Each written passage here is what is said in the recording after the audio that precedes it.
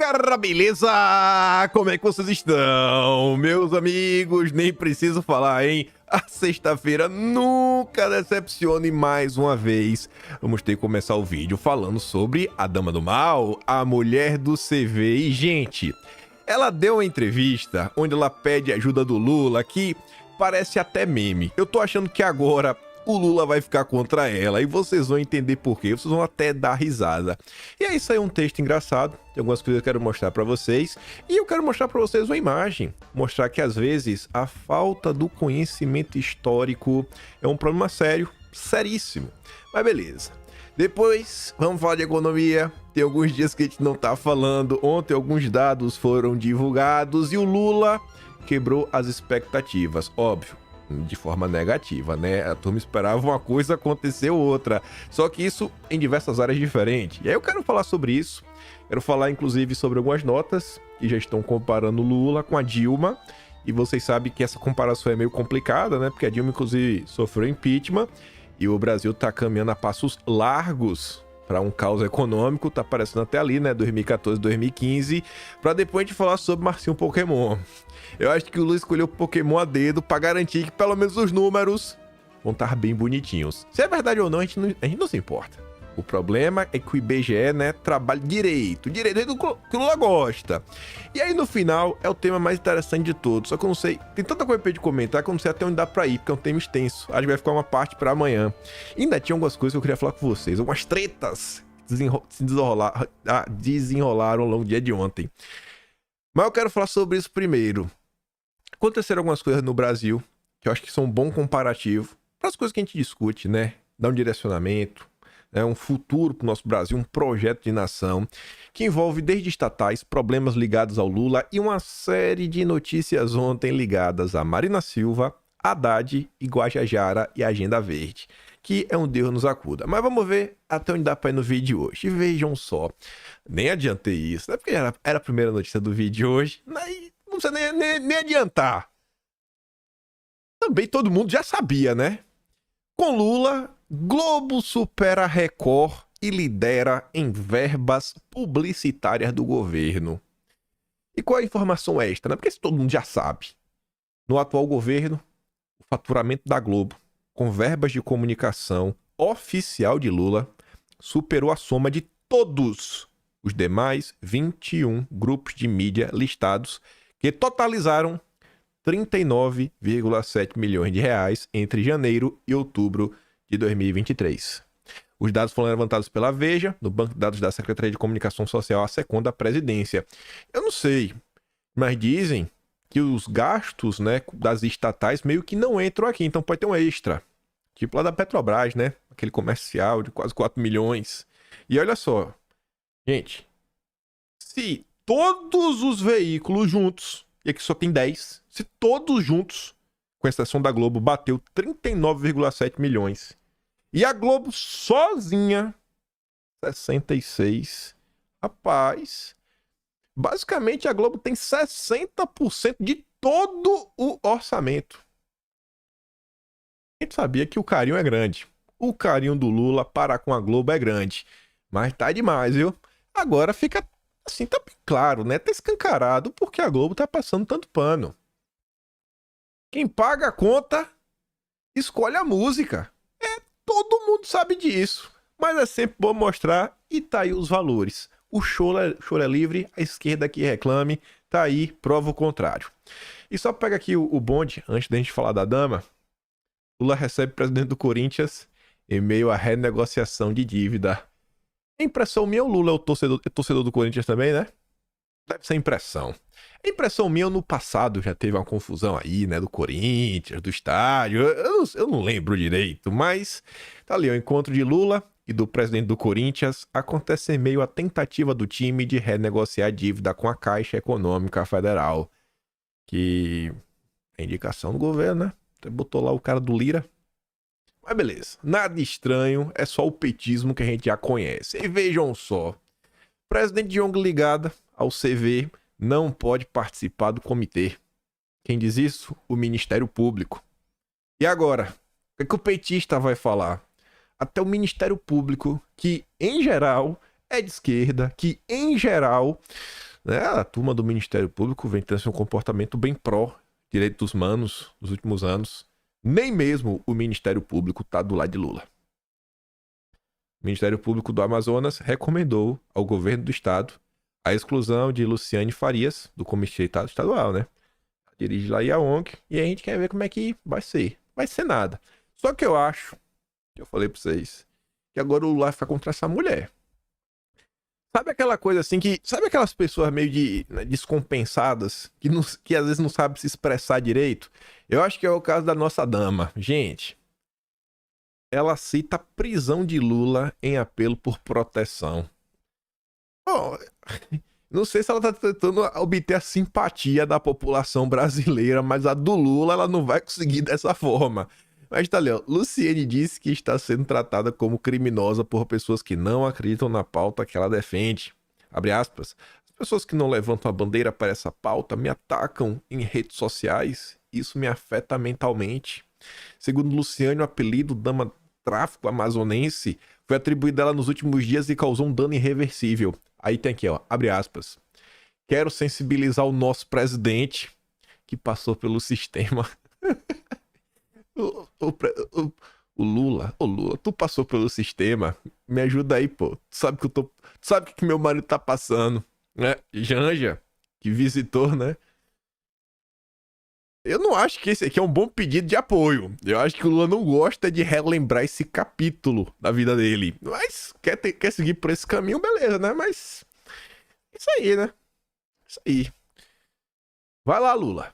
Ajuda aí. Tua amiga tá pedindo ainda, tá relembrando. Lembra dos velhos tempos, Lula. Lembra dos velhos tempos, né? Que passou pelo sistema. Dá uma força aí pra brother. Mas continuando. Ontem o Estadão soltou uma análise relativamente interessante. Que dá uma cutucadinha. Até porque o Leandro Demore ontem fez um tweet mais ou menos assim, ó. Tem dias que o jornalismo está de matais, né? Tem gente que fala assim, isso aqui é de matar. Você usa esse tipo de expressão. Só que eu vou falar Matais, porque é da Andresa Matais. Ela, a redatora lá da sucursal de Brasília, é meio que quem manda no jornalismo do Estadão. E teve uma confusãozinha lá atrás, né? Você deve lembrar, questão lá dos empréstimos da Argentina. Se você não lembra desse escândalo, tá registrado no Atlas Brasileiro, o único lugar que não deixa passar nada. Mas aí o Fabiano Lano escreve esse texto, ó. Um furo do Estadão que desnudou o governismo. Aí ele levanta os pontos que são interessantes. Que ele fala assim, ó, nessa confusão, houve uma parte da classe política que resolveu adotar as táticas dos primeiros mandatos do governo Lula, atacar a imprensa, em especial o Estadão. Para isso, até mesmo funcionários pagos pela imprensa estatal foram alocados. Ele está falando do Leandro Demore. Acuado, um deles precisou ir para as redes sociais e dizer que a sua remuneração de quase 20 vezes a média do Brasil para um trabalho de um dia por semana, muitas vezes, na defesa do governo ainda, né? O trabalho dele é baixo. Demora ter um contrato de quase 500 mil reais. Quase 500 mil reais para trabalhar fazer uma entrevista por semana. Ele acha que o valor, não, tá, porque eu gasto para comprar roupa. Ninguém gasta comprando roupa, só o Demore. Não, porque eu gasto. Ninguém gasta, Demore. Só você que gasta com isso. E num programa para passar pano pro Lula, né? Um ex-deputado. Agora, seria melhor se o Estadão citasse nominalmente, né? Não ficasse com medinho de citar o colega. Porque na hora que é um bolsonarista. Rapaz, bolsonarista não, né? Na hora que é um jornalista antipetista mesmo e de direita, aí eles citam nominalmente. Na verdade, eles desumanizam. Aí não é mais jornalista, aí é influenciador, aí é comunicador, aí é qualquer coisa, é blogueiro, só não é jornalista. Mas você vê o respeito? Você vê o respeito quando é um jornalista petista? Só não cita o nome. Um ex-deputado ativista foi às redes e propôs uma passeata contra a mídia oligarca. Você tá com cheiro de Jean Willis? A presidente do PT falou de métodos sórdidos de quem apenas fez jornalismo. O PT, aliás, como sabemos, não está tão do lado do Flávio Dino, assim ao contrário do que indicam as declarações públicas. Então o PT colocar o Messias. E assim também como sabemos, o PT só está de volta com o apoio do Estadão. Também tentaram dizer que a tal dama do mal nem condenada era, que sofria acusação injusta. Aos fatos, Luciane Faria, que é a esposa do líder da facção, né? que ainda tem um apelido de Tio Patinhas, foi condenado a 10 anos de prisão por associação para o tráfico, organização criminosa e lavagem de dinheiro. E nesse roteiro intricado, houve um momento clichê batido um ponto abaixo da trama. Responsável pela pasta que pagou as passagens para a dama, né, e até a Brasília, o ministro dos Direitos Humanos, o Silvio Almeida, atribuiu aos próceres do fascismo à brasileira os ataques ao governo. Chamar de fascista tem sido a estratégia final de ofender quem está do outro lado do campo político. Resta saber qual foi o papel do presidente Lula nisso. Está de que lado? De Messias, de Dino, do PT, de ninguém ou dele mesmo? Nos últimos anos, o principal critério para a escolha de um ministro supremo tem sido a proteção da figura física do presidente, logo não pode errar na sua decisão. Enquanto isso, logo fará 2 meses que a cadeira de ministro está vazia. E o que eu queria mostrar para vocês é isso daqui. Eu acho que a maior parte de vocês, né, não tem um domínio da língua alemã, como eu também não tenho, mas além do Leonardo Coutinho explicar do que se trata, é possível ler, mesmo sem conhecer o alemão, e ver que realmente se trata disso. Olha que coisa interessante, olha que fato histórico curioso. Eu não sabia, tenho certeza que a maioria de vocês não devia saber também.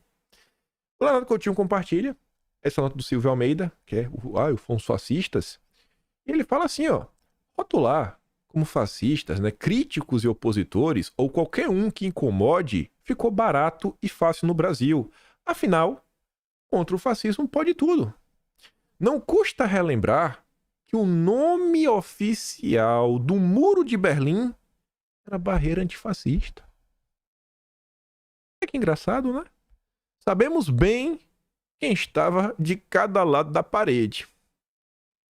Eu acho que do lado do leste, né, lado dos comunas, a turma queria pular pro oeste, que era o lado ocidental, mas a gente não escuta muita história da Alemanha ocidental tentando ir pro outro lado. Inclusive, quando o muro caiu, o leste da Alemanha estava numa situação econômica muito pior. E olha que engraçado, né? Olha o que tá escrito ali, ó. 25 Jarre, essa parte não precisa saber muito, mas tá ali, ó. Antifascistische. Antifascistische. Antifascista. Veja só como são as coisas. Olha de que lado estavam os fascistas, né? Mas, sabe como é a turma da esquerda? O importante é reescrever a história e o gado petista, ele não se questiona. Mas vamos continuar. Que a economia não tá boa não, viu? Tá ruim, gente. Rapaz, tá parecendo o governo Dilma, sabe? Terminou ali aquela eleição do Aécio, todo mundo triste, rapaz. Desesperado. Não porque alguém gostasse do Aécio, mas porque ninguém aguentava mais a Dilma. As pessoas botavam a mão no cabeça e falavam, meu Deus do céu, o que é que passa na cabeça dos petistas? E a gente tá agora de novo nesse ponto. Só que os petistas agora ganharam apoio em massa da imprensa, que naquele momento não era meio oposição ao Lula. Aí você vê, ó. Índice do Banco Central, né, o IBCBR, confirma esfriamento da economia e reduz a chance do PIB de 3%. E quando você vê uma informaçãozinha extra, fala assim, ó, a queda do IBCBR em setembro, somada ao fraco desempenho dos serviços no mês, confirmou a tendência de esfriamento da economia, que está caminhando de braços dados com a queda na arrecadação. Para economistas do mercado, os resultados consolidam a percepção de que o PIB vai cair no terceiro trimestre e dificilmente crescerá 3% ou mais em 2023. Só que esse esfriamento e essa queda no PIB é pior do que parece. É o que eu disse, o Lula superou as expectativas de forma negativa. Prévia do PIB registra queda, 0,06, e surpreende o mercado. O mercado esperava uma alta, né? E o resultado foi puxado por desempenho do setor de serviços, que caiu 0,3%. Qual é o setor que mais vai ser impactado na reforma tributária? Pelo menos o que os especialistas estão falando.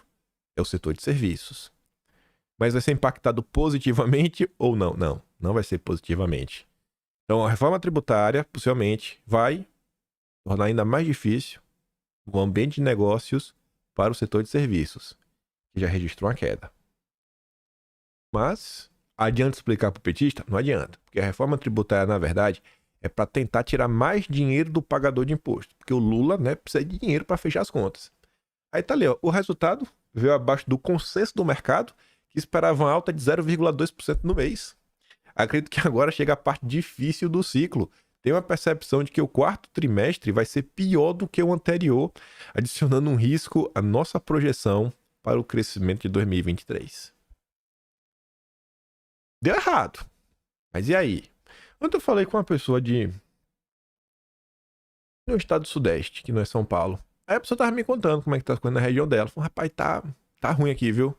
Pô, nesse período do ano, tá assim, tá aquilo outro, e tudo mais. Essa semana eu falei com a tia do Zap, a Gabriela que serve lotos comigo, ela falou, ela trabalha, o marido dela trabalha com fruta, né? Como vende fruta. Aí falando, rapaz, filiando assim a gente vende, pô, vende comida, vende fruta, assim, comida nunca para de vender, né? Ela falou, rapaz, tá ruim, viu? Tá ruim. Lá na Bahia eu falo com minha mãe fala, rapaz, o comércio tá ruim. E feira, olha o nome da cidade, Feira Santana, Feira, né? Então, você espera que tenha um certo comércio na cidade, né? A cidade se move por causa do comércio. Tudo parado. Acho que o Lula quebrou o país. Agora, o que vai acontecer em relação a isso, eu não sei. Não... Aí o Lula vai cair, não sei se o Lula vai cair por causa disso. Mas que a situação tá complicadíssima, eu acho que só vai piorar. Aí, falando do setor de serviços, teve a queda.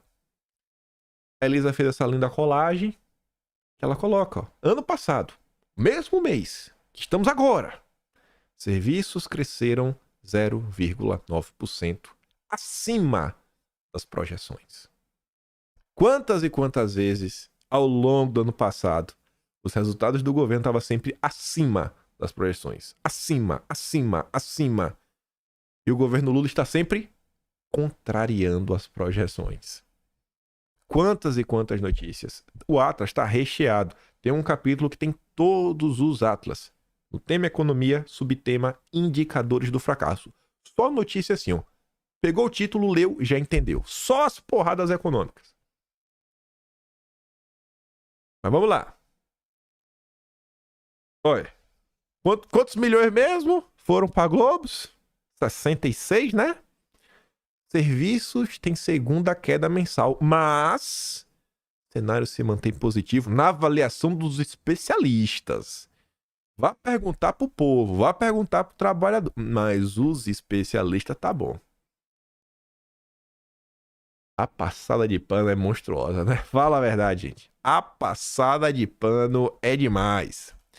Aí vem Magalu reconhece em balanço rombo de 830 milhões após receber uma denúncia anônima.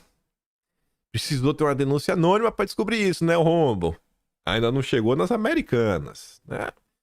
Mas tá ali, ó. Junto aos números do seu terceiro semestre, Magalu trouxe uma surpresa em seu balanço, redução de 830 milhões em seu patrimônio líquido, pelo que disse serem erros em lançamentos contábeis.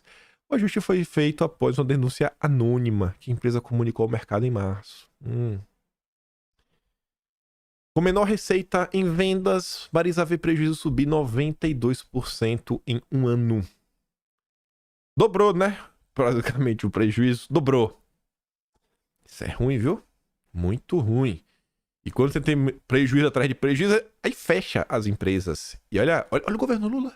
Olha o governo Lula! 2023, mesmo com a PEC do rombo, mesmo gastando sem que houvesse um amanhã, indo, né, numa direção que vai fechar num déficit de mais de 1%. 2023 deve terminar com recorde de pedidos de recuperação judicial. Lula! Quebrou o país, hein, pai?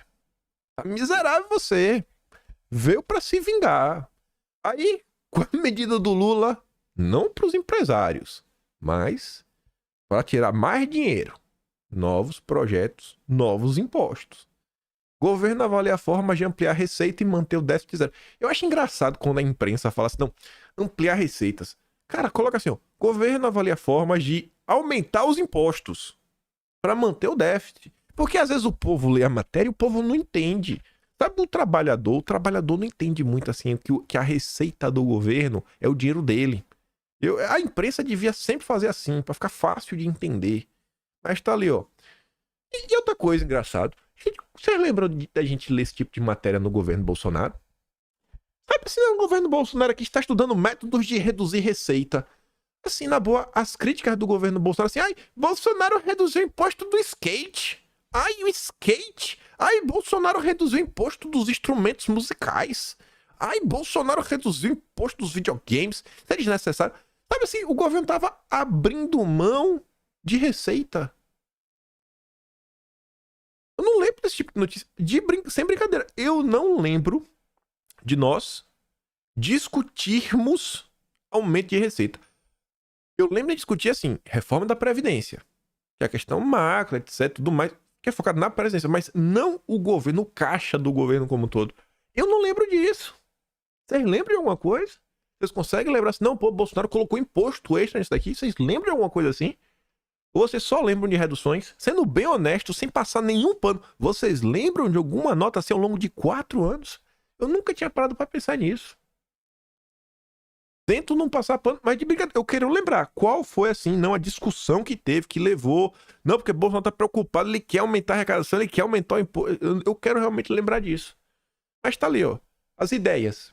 Uma é investir na revisão de gastos tributários, que na prática são os benefícios fiscais concedidos pelo governo.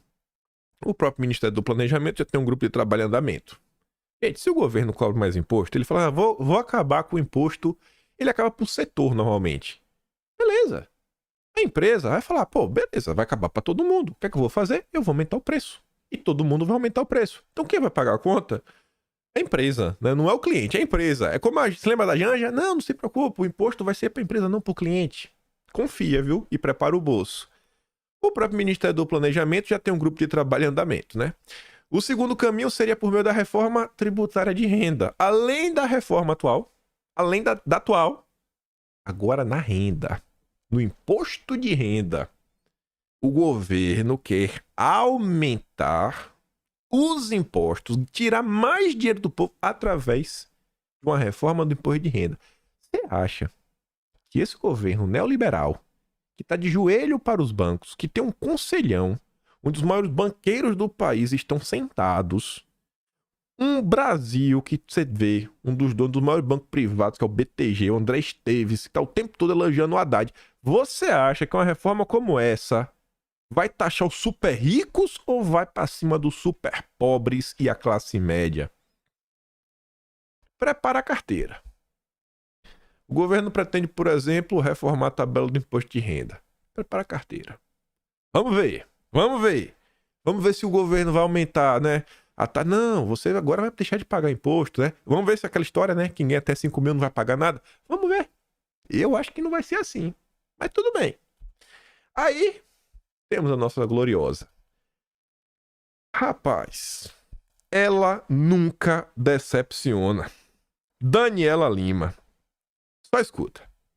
Tem uma novidade para você que está aqui com a gente no Conexão. Olha só, o Lula tem um pacotaço de medidas para aprovar. Tem reforma tributária na Câmara, tem orçamento, gente, do ano que vem. Tudo isso para fazer nessas semanas que restam entre o final de novembro e dezembro, que é quando a questão ali, o Congresso entra em recesso. Pois muito bem, como, né? Como atrair apoio para isso? Lula está usando tudo que tem. Desta vez, 4 postos muito cobiçados para a política, porque tem imenso poder sobre as maiores empresas do país, foram negociados e serão nomeados no mais tardar, isso sim, agora já, esse dá para cravar, até segunda-feira. Do que eu estou falando? Lula, o CAD, gente, que é o Conselho de Defesa Econômica, que faz ali o manejo dos grandes impasses, as fusões de grandes empresas, se é monopolista, se não é, tudo isso. O CAD tem 7 conselheiros. 4 vagas estavam abertas, 7, ou seja, maioria. O suficiente para fazer uma maioria. E aí, obviamente, o Lula utilizou essas vagas para costurar um grande acordo com o Centrão e com o Senado. O Senado, que estava reclamando de espaços, foi contemplado. Essas 4 indicações, então, portanto, entram na conta de tentar construir essa maioria e melhorar o ambiente no Senado. Isso sai até segunda-feira. O ministro da Justiça foi consultado, o acordo está fechadinho. Todo mundo, então, na expectativa do atendimento ao Centrão e ao Senado, com 4 das 7 vagas do Conselho do CAD, que é aí um órgão vagas, pesadão. Perdão? Essas 4 vagas estão vagas. Elas estão abertas, né? E agora a gente vai ver. O Lula costurou com o Centrão e com o Senado as indicações. Hoje o CAD está sem quórum para tomar qualquer decisão. Qualquer tipo de decisão. O que mostra o peso dessa indicação, né? Porque com 4 você faz a maioria no conselho, tiver bem amarrado, direciona tudo ali, Camila. Oi. Não pode. Dá vontade de escrever no Twitter, né? Hashtag chupa Leonardo Atush. Leonardo Atush é o chefão do Brasil 247. Fala aqui, ó. O Lula destruiu os canais. Gente, sem brincadeira. Se você for hoje nos canais, com exceção do ICL, que é Eduardo Moreira, tem muito dinheiro. Aí tem lá o Demore, tá lá, Guilherme Amado, Guga Noblástico, Pinheiro, que era ex-Globo. Só as estrelas, né? É a turma que toma banho, toma bonita. Esse canal tá crescendo. Mas tu vai no Brasil 247 e olhar assim e fala, meu Deus, velho. 1.500 views, 2.000 views. Por que o petista hoje, ao invés de olhar pro Atush, feio, pena que a Daniela Lima, gloriosa, passando esse pano, sabe, com aroma de Chanel número 5. A turma que tem dinheiro. O petista vai assistir o quê? Rapaz, olha o absurdo, gente. É o tribunal, como ela mesmo disse, que as maiores empresas do país estão preocupadas. É porque o tribunal, né, é que lida com a questão dos monopólios. Os nossos oligarcas brasileiros agora podem dormir tranquilos, que seus monopólios vão estar em boas mãos. E ela fala isso numa naturalidade. É o acordão do Lula. O acordão do Lula para aprovar o pacote de maldades contra o povo, que vai aumentar os impostos para você pagar. É inacreditável. Ali, ó, de olho a aprovar propostas que aumentam a arrecadação. Prepara o bolso. A tua tristeza é a alegria dos oligarcas. É a alegria dos oligarcas. Esse é o governo do PT. E tem lá, Globo, 66 milhões. Só ali o da Secom, né? A gente não sabe quando bota no pacote tudo. E as estatais também, né? 66 milhões. Tá bem gasto. Tá bem gasto, Lula. Tá bem. Agora ajude o Atush, que ele tá chateado. Atush lá, 247. Lembre das origens, Lula. Não abandone os caras, não, pô. 247, Revista Fórum. Diário do Centro do Mundo, cafezinho. Pô, dá força lá, pessoal. Bota uns banners como era antigamente, né? Pinga lá, 66 milhões pagou, não vai sobrar nada pra rapaziada. Os picanheiros raiz. Tem que ser assim, né? Ser um pouco descontraído de tanta maldade que o Lula tá fazendo com o povo. E a Globo batendo palma. Esse é o governo que ia lutar, né? Para a população, pelos trabalhadores, pelo, né? O proletariado. Tá vendo aí, né? Quem que o Lula se preocupa? É só a alta burguesia nacional. Tem que falar nesses termos, que é que o petista entende. Olha aí, ó, Lula é o vassalo dos banqueiros, da burguesia. PT não embarca na pauta da Fazenda e repete a dinâmica do governo Dilma II. Diz o Schwartzman, ex-diretor do Banco Central. Ele tá falando da questão da meta, né? Tá falando, pô, né? O Lindenberg aí já apresentou pedido, muda a meta, já tá falando de -1 pro ano que vem. Ano que vem, de 0 para -1, são 110 bilhões. Olha a matemática. Ele fala, pô, essa dinâmica tá similar ao governo Dilma, né? Na época do Levi, e aí a turma deu um pé na bunda e abraçou o petismo raiz. Se reclamava muito das pautas bombas da oposição, mas o que aconteceu é que o partido não tinha embarcado na pauta da Dilma e sabotou a Fazenda. A vantagem nesse caso é que Dilma não mandava no PT, mas Lula certamente manda. Se ele decidir que a meta é 0 a 0, mas Lula não vai decidir isso. Não vai. até os incautos, né, os ingênuos, podem pensar nisso. O Padilha, esses dias, dentro da coletiva de imprensa, ele culpou a imprensa. Ele culpou os jornalistas de distorcerem o que o Lula falou, de interpretar errado. O presidente nunca disse que ia mudar a meta. O Metrópolis coloca a fala do Padilha, depois a fala do Lula, mas você se lembra, nem vou dar play. Aí, ó, no entanto, dia 27/10, Lula afirmou que o mercado cobra uma meta que sabe que ninguém... sabe que não vai ser cumprida, né? Uma meta que sabe que não vai ser cumprida. Dificilmente chegaremos à meta zero, concluiu o petista na ocasião. E eles colocam os dois vídeos juntos. Aí o Padilha diz, ó, vocês que criaram expectativa sobre a interpretação que fazem e a especulação que é feita. E ele joga pra imprensa. Um descarado. Aí o mesmo Estadão volta, né? José Fux escrevendo o seguinte: as lições de Dilma que Lula não aprendeu. Se a turma de centro-esquerda, centro-direita, que fez o L, né, nas eleições, acreditavam que desta vez seria diferente, o Lula incumbiu de mostrar que não vai ser. Não vai ser. É o PT mesmo, raiz. Prestes a completar 11 meses no governo, Lula já deu todos os sinais possíveis e imagináveis para quem ainda tinha alguma dúvida de que não aprendeu as lições deixadas pela Dilma na economia. Não as lições de seus eventuais acertos, se é que existiram, mas de seus erros que jogaram o país na maior recessão da história, com a queda acumulada de 7% no PIB entre 2015 e 2016. Vamos ver ano que vem. Embora muitos dos que decidiram votar em Lula em 22 pela democracia se mostrem surpresos com os rumos de seu governo, inclusive alguns economistas considerados mais liberais, que agora recheiam o noticiário com seu chororô, já era até certo ponto previsível que isso ia acontecer. Gostei, né? Com seu chororô. Gostei dessa sacada. Só faltou citar o nome, né? Tipo Armínio Fraga da vida. Além de aumentar a dívida pública, os gastos sem lastro do governo acabam por produzir um coquetel indigesto que inclui aumento da inflação, alta de juros, retração da economia, elevação das incertezas dos agentes econômicos e o adiamento de novos projetos e investimentos por parte da iniciativa privada. Não vamos estar nem aí para nada disso. Com isso, o desemprego, em vez de diminuir, aumenta e a renda, em vez de crescer, encolhe. Neste cenário hostil, a arrecadação tributária também acaba por perder fôlego, agravando o rombo fiscal e tornando ainda mais difícil a reversão do problema depois. E ele encerra falando, né? Para que Lula aprendesse com Dilma, mas não aprendeu, e diz assim, ó, Lula, porém, não parece muito preocupado com os resultados de longo prazo de suas políticas e age como se tivesse descoberto a fórmula de sucesso das nações, que permitiria a realização ilimitada de gastos sem que isso tenha qualquer consequência no futuro. O Brasil, em vez de ir para frente, está de novo andando para trás. Mas isso é uma questão de perspectiva. Se os números mostram que o Brasil está crescendo, quem que vai duvidar dos números? Quem que vai duvidar? Acho que ninguém, né? A gente tem que confiar. Temos que confiar principalmente no nosso grande instituto, o IBGE, o Instituto Brasileiro de Geografia e Estatística, que divulga aí, né? PIB, é isso, é emprego. A gente tem que confiar. Confia no IBGE.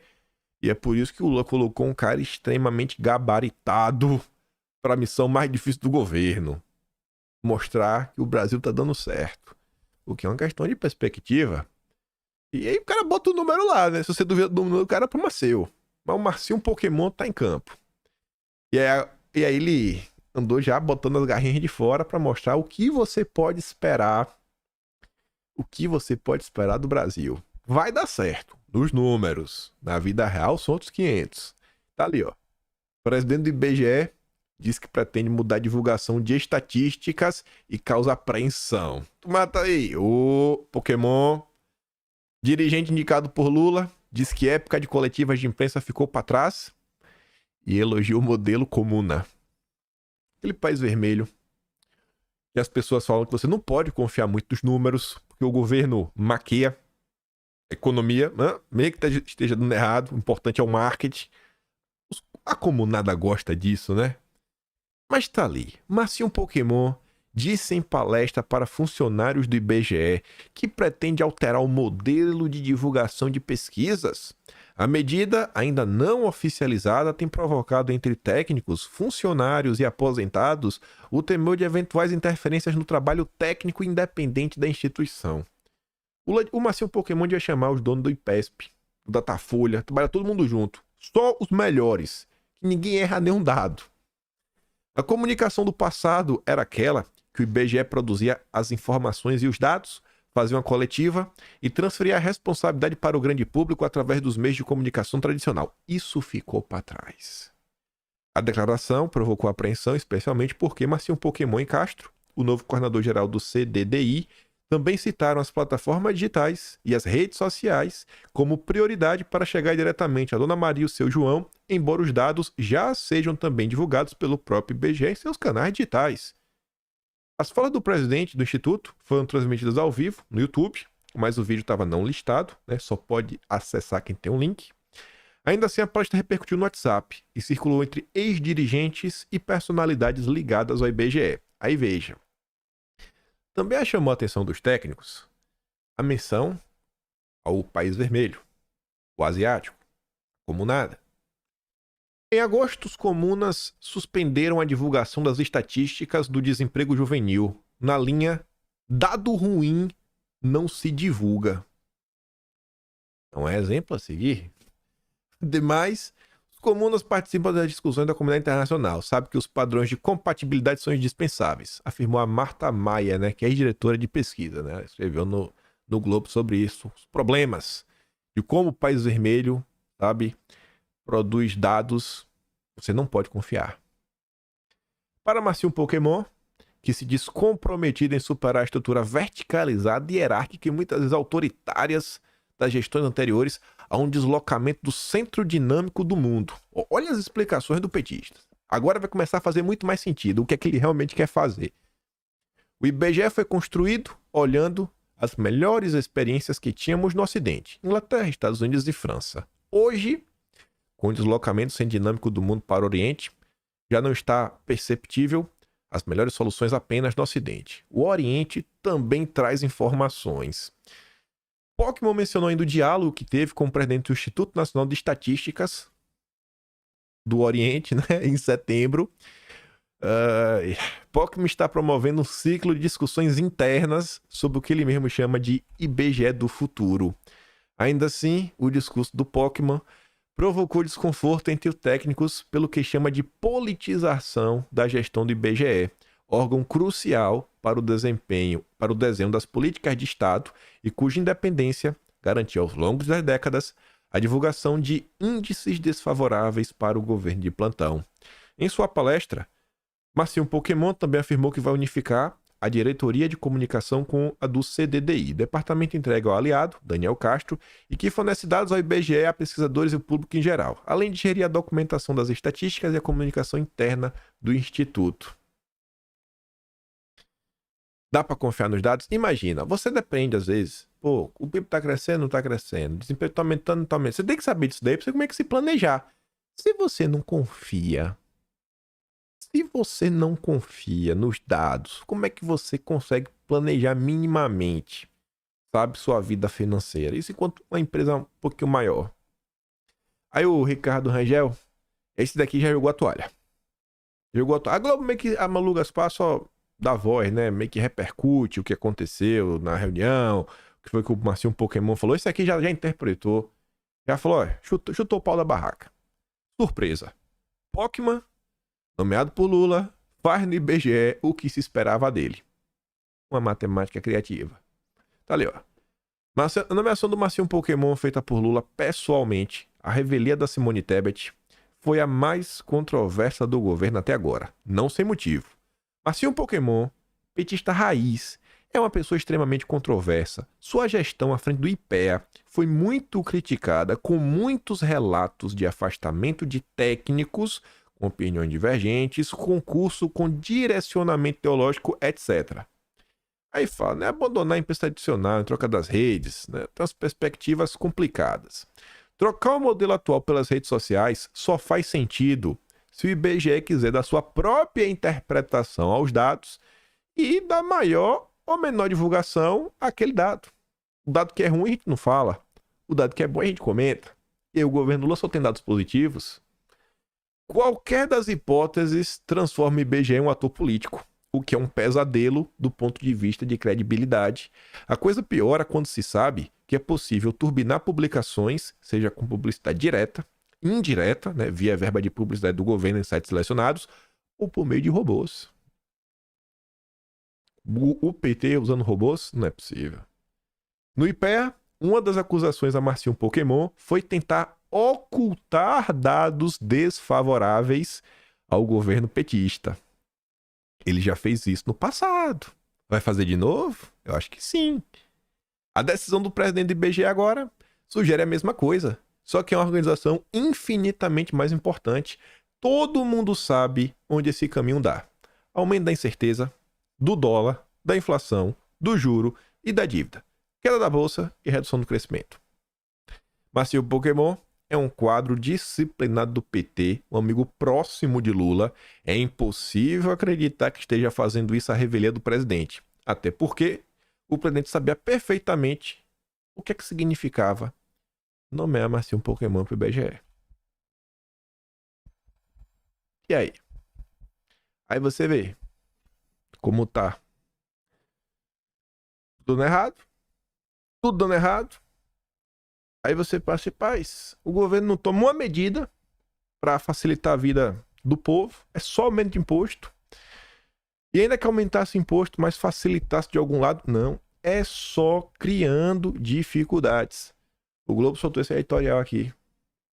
Dificultar a abertura de lojas no domingo ameaça empregos. Nós estamos falando, o varejo vislumbra um caos. O governo já espera um caos. Aí tá ali, ó. Lula colocou uma portaria que dificulta o trabalho aos domingos, fortalecendo os sindicatos. E eu fiquei muito surpreso que a Globo conseguiu citar Bolsonaro em seu editorial. Eu falei, meu Deus, o que é que está acontecendo? Cadê os 66 milhões? Será que tá pouco? Tem que ser 70? A portaria revogou uma outra, editada pelo governo Jair Bolsonaro em novembro de 2021, que é reduzir a burocracia para estabelecimentos comerciais funcionarem aos domingos e feriados. Com isso, voltou-se à situação anterior com menos categorias autorizadas a trabalhar nesses dias sem necessidade de convenção coletiva e lei municipal. A nova norma atinge estabelecimentos como supermercados, farmácias, lojas em shopping e aeroportos, que, no final do dia, é o setor de serviços, o que já está em crise. Parece que o Lula quer quebrar o país. Não precisa nem explicar o que está acontecendo. São medidas que vão na contramão do progresso. Tá óbvio, tá tudo dando errado. Cara, o que é que tá dando certo? O que é que está dando certo?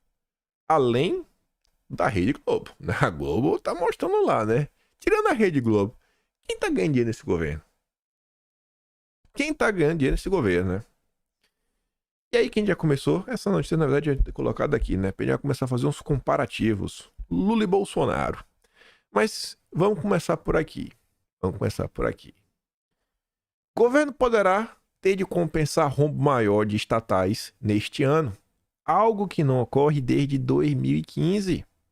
Informações está relatório de receitas e despesas do orçamento de 2023. Lei prevê a possibilidade de compensação pela União, né, de resultado negativo maior do que o previsto.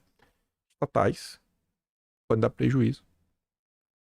Algo que não ocorre desde 2015, né? Tesouro tem que compensar. Após 8 anos, Tesouro pode ter de bancar prejuízos estatais. Aí tá ali, ó. A LDO autoriza que as empresas tenham um déficit primário de até 3 bilhões neste ano, mas a última projeção, né, chega quase a 6 bilhões.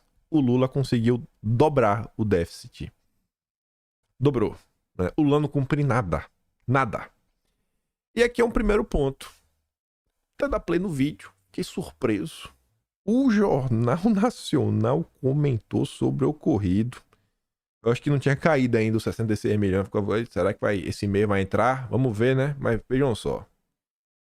As empresas estatais brasileiras devem fechar 2023 com um rombo de quase 6 bilhões de reais. Pela primeira vez em 8 anos, o Tesouro Nacional pode ter que cobrir esse déficit. As estatais federais tiveram superávites nos últimos 5 anos. A única exceção foi em 2020, quando, por causa da pandemia da Covid, fecharam com déficit de 600 milhões de reais. Em 2021, as estatais registraram um resultado positivo de 3 bilhões de reais. No ano passado também, quase 5 bilhões de reais. Vendo aí, né, gente? As estatais no governo Bolsonaro deram lucro em 21, deram ainda mais lucro em 2022, e no governo Lula, basicamente no primeiro ano, ele vai conseguir dar um prejuízo que é quase o valor dos 2 últimos anos juntos. E é que não foi pouco, 78 bi, 7,8. Lula pode ter um prejuízo de 6. E aí? E aí? É isso que eu digo. A gente às vezes entra nas discussões que é muito porca, porque o PT, ele causa um desespero no coração das pessoas. Porque parece o seguinte: se você não privatiza, o PT destrói. Mas, sabe, você consegue ver, cara, o problema não é privatizar ou não, o problema é quem tá à frente. O problema é só quem tá à frente. Como o Bolsonaro falava, se não roubar, sobra. Se não roubar, sobra. Aí veja que engraçado. Tentando trazer mais elementos. Mostrar como é difícil chegar numa resposta para todas as coisas. Ontem eu vi essa postagem aqui.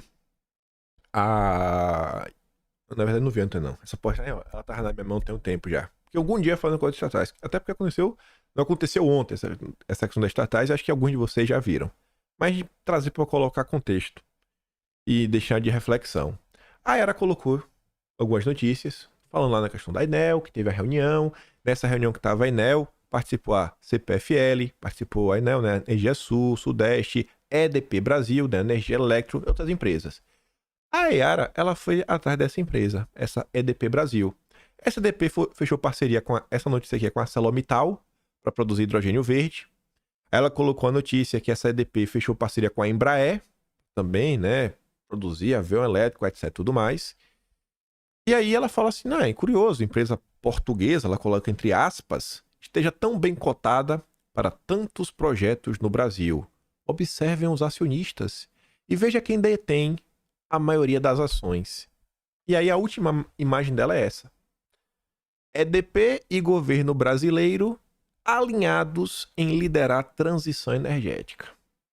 Aí tu vai olhar essa empresa, a empresa privada. O maior acionista é o Pai Vermelho. 21% dos comunas. Em segundo lugar da BlackRock.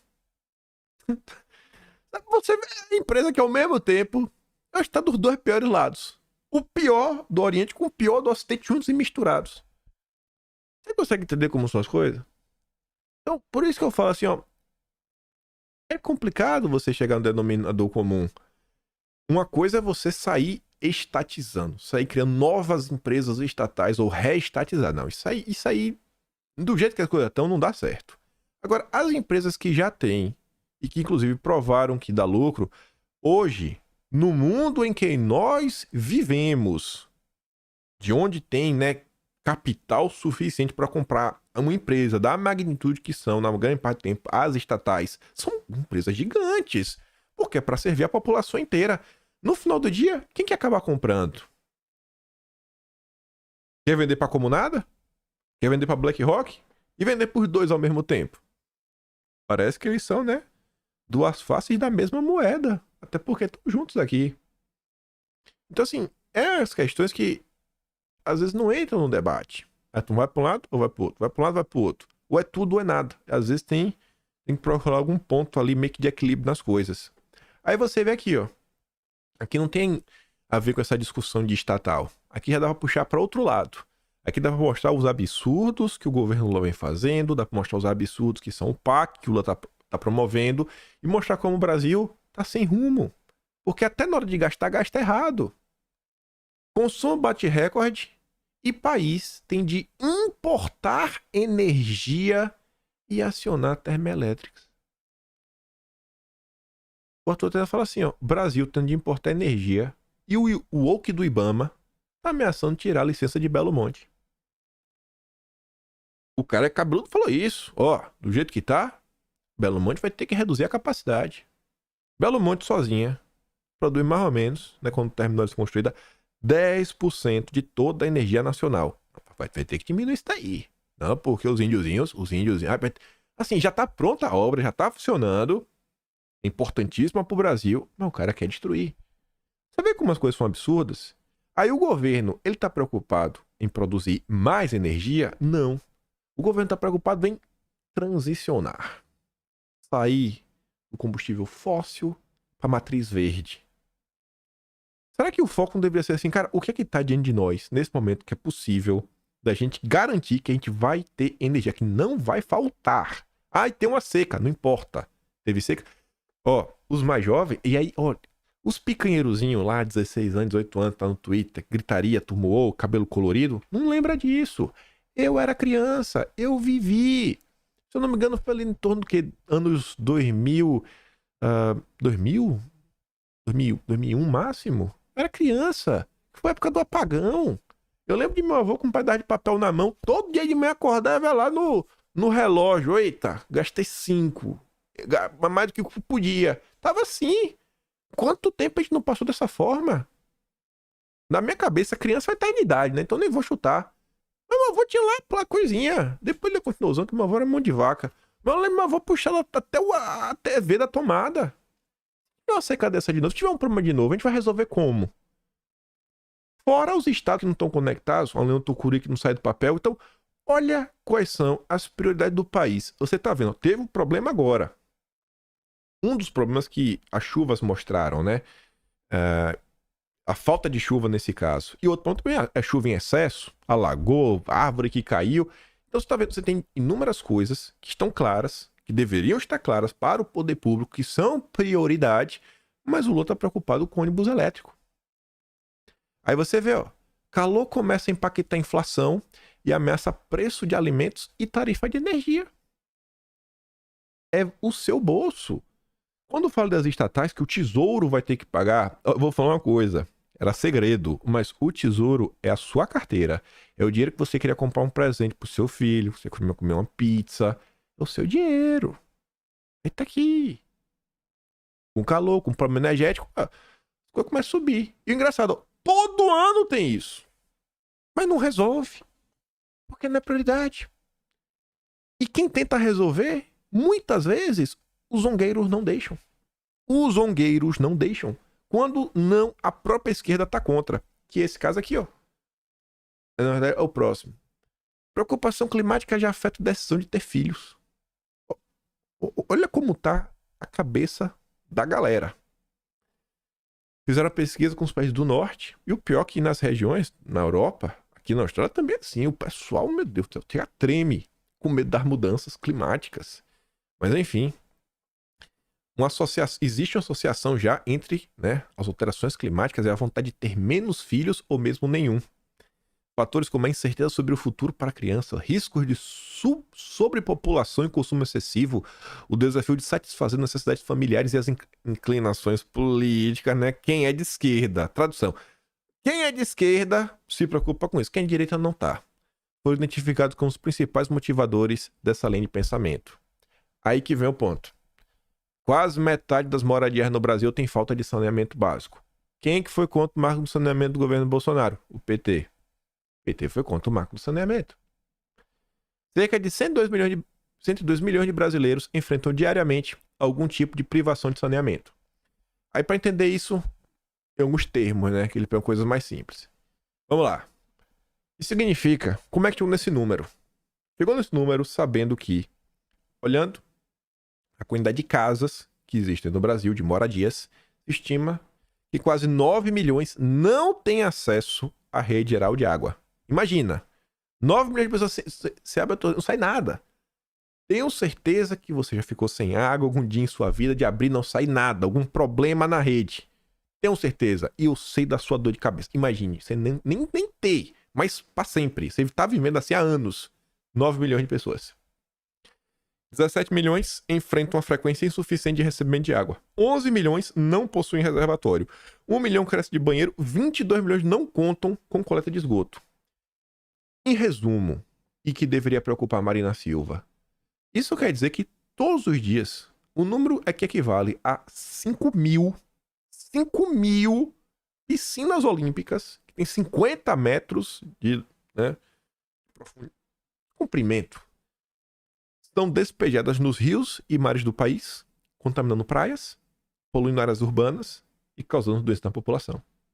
Então, cadê aquela turma que fala do meio ambiente, da Mãe Gaia? Ai, temos que salvar a Mãe Gaia. Cadê? Por que vocês foram contra o marco de saneamento, então? Aí você vai atrás dessa turma. A turma dos zongueiros, a turma da Marina, Globo Rural, site da Globo. Nova ponte entre Brasil e Bolívia gera polêmica. Olha o subtítulo. Obra vai permitir reduzir custo de exportação. Isso é bom, né? De exportação e importação do Amazonas, Acre e Rondônia, mas deve contar com a composição de ambientalistas do Ministério Público Federal e dos eniozinhos. Já entendemos. Eles não querem que o Brasil desenvolva. Prevista para ser concluída em 3 anos, permitirá reduzir o custo de exportação e importação do Amazonas, Acre e Rondônia, porém a obra deverá contar com a composição dos ambientalistas, Ministério Público Federal, etnias indígenas, que em agosto lançaram um manifesto a respeito. A favor do projeto, nota técnica de 2021, governo Bolsonaro, né? Veio do IPEA, o IPEA de Bolsonaro, né? Chamou a atenção para o impacto que consideraram positivo de obra de infraestrutura na região, em especial sobre as exportações do agro brasileiro, em particular das carnes, que ganharão competitividade internacional e na importação de insumos. Além de facilitar o escoamento da produção, especialmente dos estados de Acre, Amazônias e Rondônia, a ligação rodoviária para o Pacífico também servirá para reduzir o custo de importação de insumos agropecuários, como no caso dos fertilizantes, que o Brasil continua a ser altamente dependente dos produtos importados. Entendeu, né? Tradução. A sua comida é mais barata. Mas o Lula não deixa. A Marina não deixa. Os zongueiros não deixam. O Ministério Público Federal está contra. Olha quem trabalhou por isso. Olha quem foi que fez a nota técnica por isso. Ainda são as sobras do governo Bolsonaro. Você vê a diferença? Você vê qual é a preocupação? Um quer ônibus elétrico, o outro quer infraestrutura. Mostrar uma ponte.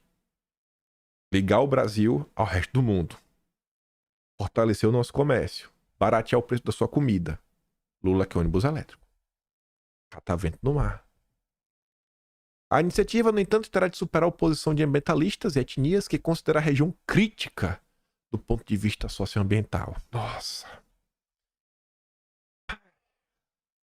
O encontro sobre impactos na fronteira agrícola, desmatamento e mineração na região Amacro, ocorrida em agosto passado em Porto Velho, mais de 30 grupos indígenas, representantes da Igreja Católica, do Ministério Público Federal, de universidades, aí vem, de ONGs brasileiras e estrangeiras. O zongueiro internacional, que criticaram iniciativas em prol do agronegócio. Além de publicar o edital de obra da ponte Bolívia-Brasil, o DENIT anunciou também na quarta que vai que construirá, né, ao custo estimado de 28,7 milhões, um viaduto que ligará as rodovias BR-364 e 435, onde facilitará o acesso ao município de Colorado do Oeste e Rondônia. Espero que saia do papel. Aí, vassalo. Ministério dos Povos Indígenas é internacional. Gostou? Você não votou no Lula e ainda assim, né? Você tem de reclamar. Você não tem mais de reclamar. Agora quem manda é os gringos. Os gringos que é internacional, gente. O Ministério Internacional. Ou ela tá falando que os indígenas no Brasil não são brasileiros, né? São outras nações independentes. Daqui a pouco se separa do Brasil, né? A terra já foi demarcada mesmo. E aí eles protegem a Amazônia melhor do que a gente não sabe proteger a Amazônia. Guajajara, né, falou que o Ministério é uma pasta internacional tendo em vista a importância da proteção dos territórios originários e para a segurança climática do globo. Estamos muito confiantes de que é um ministério que veio para ficar, tanto que a gente fala que o nosso ministério é considerado um ministério internacional por toda a amplitude, por todo esse trabalho que os povos indígenas fazem, não só para nós, mas para o Brasil e para o mundo. Aí, falando na turma, indígenas. A COIAB, que é um grupo aí que representa vários povos, babá. Tava onde? Na embaixada. O amigo Biden. Olha lá, ó. Tava lá, né? A embaixada do Biden tava ajudando eles, né, em relação à necessidade de aprendizagem em inglês para a defesa de direitos internacionalmente. Ó, o missionário não pode ir lá. Principalmente se for cristão. Cristão não é bem-vindo. Para fazer obra de infraestrutura, você não pode ter... Tem que estar em regiões remotas. Mas, para aprender inglês com o amigo Biden, o chefe do Lula, aí pode. Aí pode, aí é belo, aí é moral. Aí temos aqui, ó, uma representante indígena de Mato Grosso do Sul. Participou, rapaz, da coalizão de liderança da juventude indígena. Um evento que aconteceu na Casa Branca, que reuniu jovens líderes nos Estados Unidos, Brasil, outros países da América, para discutir soluções para problemas que afetam suas comunidades. O Biden vai ajudar elas a salvarem o Brasil.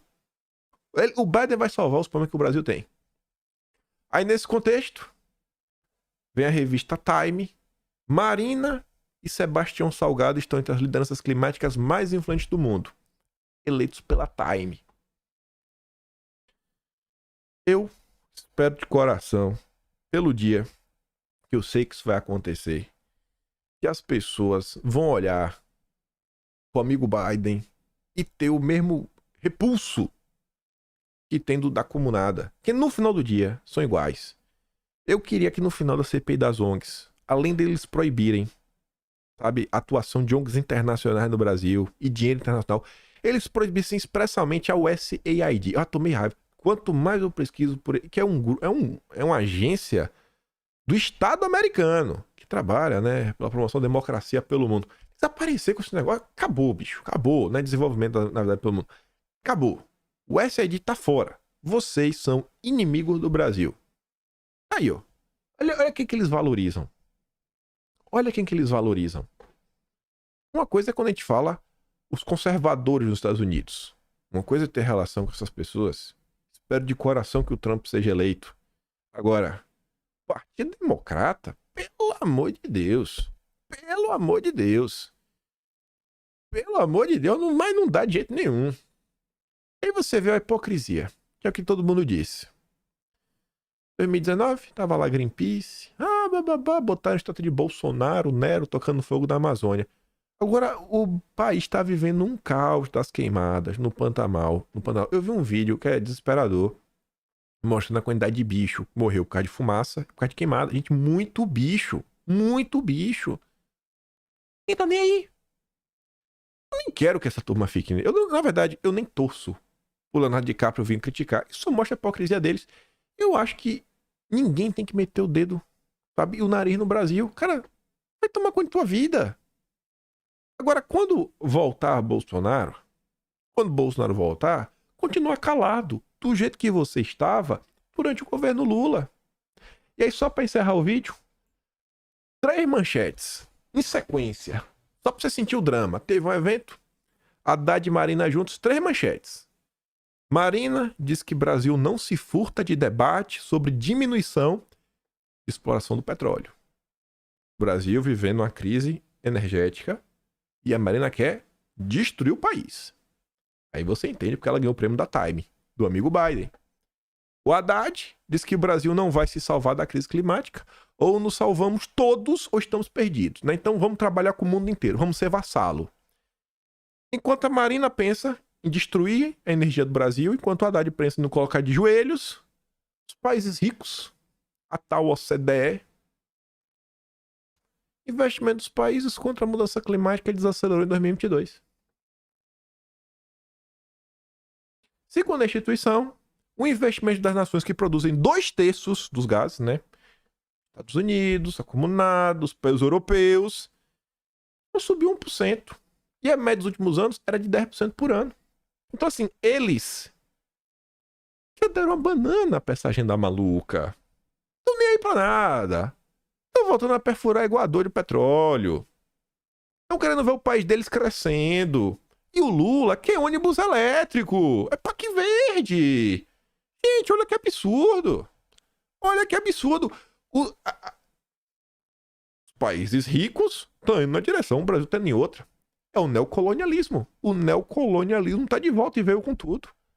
Você consegue ver a diferença? O que foi o governo Bolsonaro, o que foi o governo Lula, para além do debate ideológico, o debate de família, o debate de valores? Tá aí.